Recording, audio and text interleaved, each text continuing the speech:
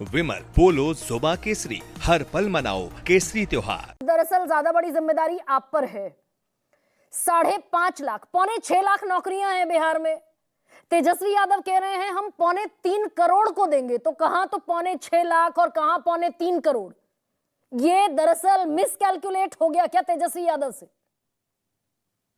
गरिमा जी, सो आप सभी को मेरा आदाब। हमारे लीडर श्री तेजस्वी प्रसाद यादव जी ने एक ऐसा ब्रह्मास्त्र छोड़ा है बेरोजगारी के खिलाफ, बेरोजगारी से लड़ने के लिए। नौकरी का आवाज बढ़ाइए जो जरा। उन्होंने एक शंखनाद बजाया है, उससे हताशा की शिकार हो गई है पूरी तमाम पार्टियां जो इंडिया गठबंधन के विरुद्ध हैं। वो सब हताशा के शिकार हो गई। इसलिए ये पूरी जंग जो है, ये पूरा चुनाव जो है 2025 का बिहार का असेंबली का चुनाव जो है, ये हताशा बनाम आशा है। हमारे नेता ने एक उत्सव का माहौल, नौकरियां देने का वादा करके एक उत्सव का माहौल बनाया है, और ये हताशा बनाम आशा कि ये पूरा का चुनाव जो है होने जा रहा है। आपने कहा कि कहां से लाएंगे, ये सारा कैलकुलेशन का सवाल है। और ये भाजपा हो या दूसरी जेडीयू हो या दूसरी तमाम पार्टियां हैं, वो जाहिर है कि उनके बस का नहीं है। वो विल पावर नहीं है उनके अंदर। अगर आप कैलकुलेशन करें टोटल हाउस होल्ड, उसकी तादाद को देखें, उस हाउस होल्ड में से आप 50% लोग ऐसे जरूर हैं जो बेहतर आर्थिक दशा में हैं। 50% से नीचे ऐसे लोग हैं जिनकी आर्थिक दशा बेहतर नहीं है।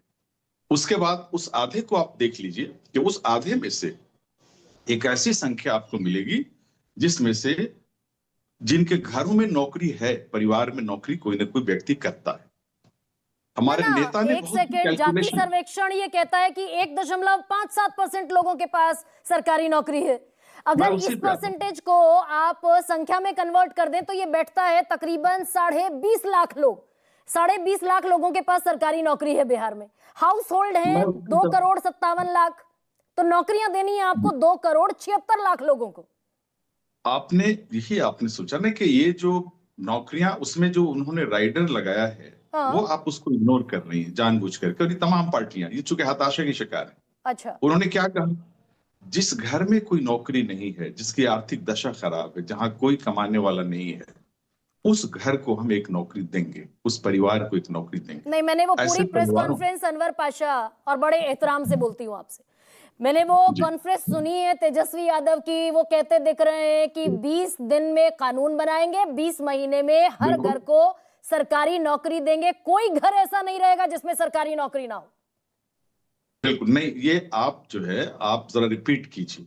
उनके उस प्रेस कॉन्फ्रेंस को रिपीट कीजिए, जिसमें उन्होंने साफ कहा है कहा कोई नौकरी नहीं है। 20 वर्षों से हताशा के शिकार हैं नौजवान, डिग्रियां रखने के बावजूद, क्षमता रखने के बावजूद हताशा और निराशा के शिकार है। उनको नौकरी नहीं मिली, पूरी की पूरी एक पीढ़ी बूढ़ी होकर रह गई। उन तमाम घरों को जहां कोई परिवार में कमाने वाला नहीं है, नौकरी नहीं सरकारी, हम उन परिवारों को देंगे नौकरी।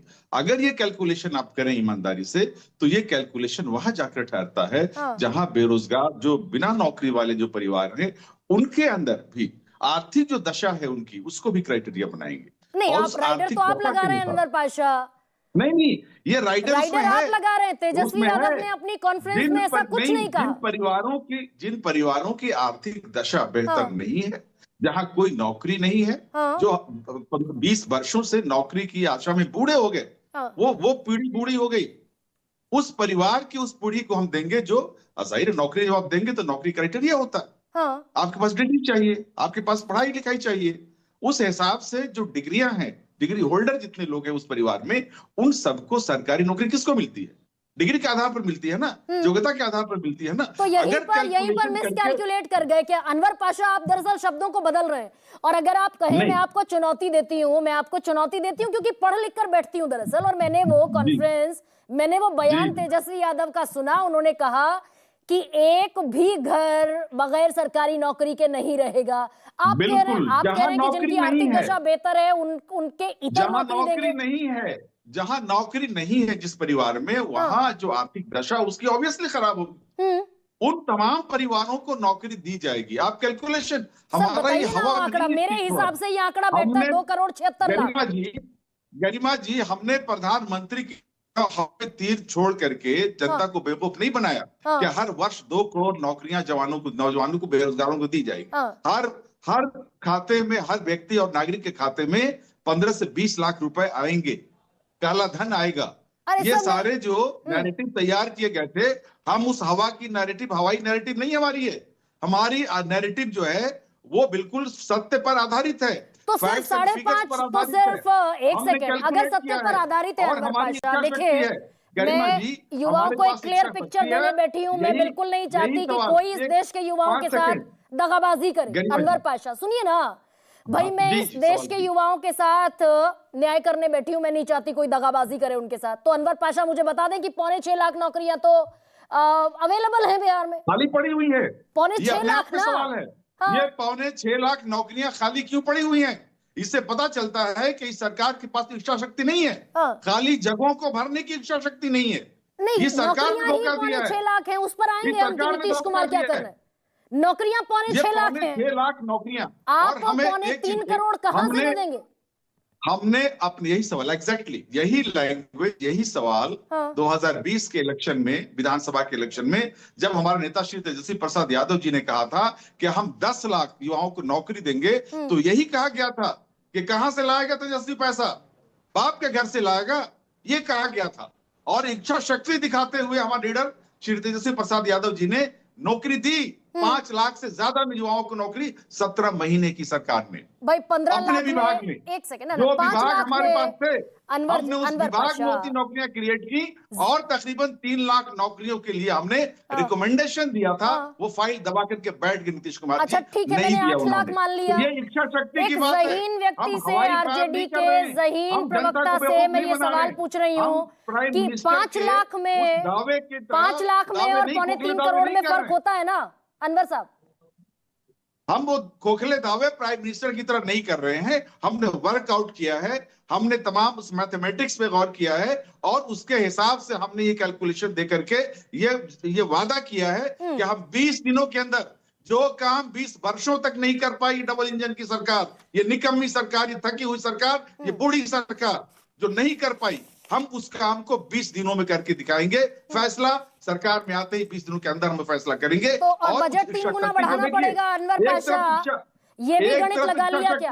ना एक सेकंड जी सर, ये भी गणित लगा लिया क्या कि बजट बढ़ाना पड़ेगा 3 गुना? अगर 30,000 रुपए महीना भी मिनिमम तनख्वाह देंगे और 20,000 देंगे तो 6 लाख करोड़ करना पड़ेगा। गरिमा जी एक तरफ तो आप देखिए कि आशा है, उस आशा के जरिए हम जनता के अंदर जो युवा हमारे हैं निराशा, उनको हम नौकरी देने का वादा कर रहे हैं और उसके लिए सारे समाधान हम करेंगे। सरकारी नौकरी के साथ साथ, सरकारी नौकरी के साथ जो पक्की नौकरी है उसमें शामिल कीजिए वो तमाम एवेन्यूज। इंडस्ट्रियलाइजेशन बिहार का हम करेंगे, वहां लाएंगे हम, इन्वेस्टमेंट वहां होगा और वहां नौकरियां जनरेट होंगी। वो स्थिति पैदा करनी पड़ेगी अगर आप करना चाहते हैं, इच्छा शक्ति है तब। दूसरी तरफ क्या है? दूसरी तरफ आप 10,000 रुपए दे करके लॉलीपॉप थमा रहे हैं महिलाओं को और उन्हें कह रहे हैं कि रोजगार शुरू कर देंगे। वो दूसरी तरफ जो बेरोजगार युवा हैं उनको 1,000 रुपए आप उनको देना चाहते हैं क्या? उनको आप भत्ता देना चाहते हैं, बेरोजगारी भत्ता। यानी आपके पास नौकरी देने का रोड मैप नहीं है, ब्लूप्रिंट नहीं है। आपने अपनी हार मान ली है और ये हारी हुई सरकार, थकी हुई सरकार को जनता बाहर करने जा रही है और एक नई ऊर्जावान सरकार को लाना चाहती है जिसकी बागडोर एक नौजवान युवक के हाथ में हो, जो युवाओं के दुख को समझता है, युवाओं के दर्द को समझता है। मिनिमम कितनी तनख्वाह देंगे सरकारी नौकरी में अनवर पाशा? मिनिमम कितनी तनख्वाह देंगे सरकारी नौकरी वाले एक आदमी को? सबसे कम तनख्वाह कितनी देंगे? आप देखिए योग्यता के आधार पर नौकरियों की तनख्वाहें तय हैं। मैं कहती हूँ चपरासी से मुख्य सचिव तक की नौकरी है, सबसे कम तनख्वाह किसको देंगे? कितनी देंगे सबसे कम? मिनिमम तनख्वाह की एक दर पहले से है और उस दर के हिसाब से ही नौकरियां सृजित होंगी और उस दर के हिसाब से ही नौकरियां दी जाएंगी। सर बताइए कितनी है मिनिमम तनख्वाह? हम कोई नया दर नहीं फिक्स करने जा रहे हैं, जो सरकारी दर फिक्स्ड है, कितनी हर नौकरी के लिए सरकारी दर फिक्स्ड है, हम उसी के हिसाब से वो नौकरियां उनको देंगे और ये हमारा संकल्प है। कितनी है वो? हमारा संकल्प है, हम देंगे। जो मिनिमम वेज है, जो मिनिमम नौकरी की तनख्वाह तयशुदा है सरकारी तौर पे, हाँ। हम उसको फॉलो करेंगे, कितनी उसी नौकरी मापदंड पे हम की देंगे। मिनिमम तनख्वाह कितनी तय है अनवर पाशा, ये तो बता दीजिए कम से कम युवाओं को। भाई, सबको पता है कितनी? सरकारी नौकरियों में किस पोस्ट के लिए कितनी तनख्वाहें तय हैं। ये कोई ऐसा चपरासी की नौकरी पर कितनी तनख्वाह है? ये रॉकेट साइंस नहीं है। अरे कि सर, जिसमें चपरासी आप की ये नौकरी कहें पर कि कितनी तनख्वाह है? प्रोफेसरशिप के लिए अलग है, आईएएस ऑफिसर के लिए अलग है, दूसरे लोगों के लिए अलग है। हर category, 4th grade, 2nd grade, सबके लिए अलग अलग जो है वो 1st ग्रेड, सबके लिए अलग अलग तनख्वाह का पैमाना बना हुआ है, जो मालूम है सबको। नहीं, उस मुझे तनख्वाह नहीं के मालूम पैमाने सर, के और मुझे अनुसार आप नहीं। बताने को तैयार भी नहीं है। मुझे नहीं पता चपरासी की नौकरी पर कितनी तनख्वाह मिलती है बिहार में। अगर आपको ये नहीं मालूम है कि चपरासी की तनख्वाह कितनी है, तो जाहिर है कि इस डिबेट का मतलब ही नहीं है। या तो हम सारी तनख्वाहें तय करें आज, भाई मुझे कि अनवर किसमें पाशा भी तो बताने को 4th राजी ग्रेड नहीं है से ना। लेकर के जो चपरासी सरकार से बनाने का लेकर के दावा कर रहे हैं, IAS अब गरिमा ऑफिसर सिंह तक तो की- सरकार बनाने का दावा कर नहीं रही मैं है। आपको- अब अच्छा रुकिए मैं एक सेकंड। आपको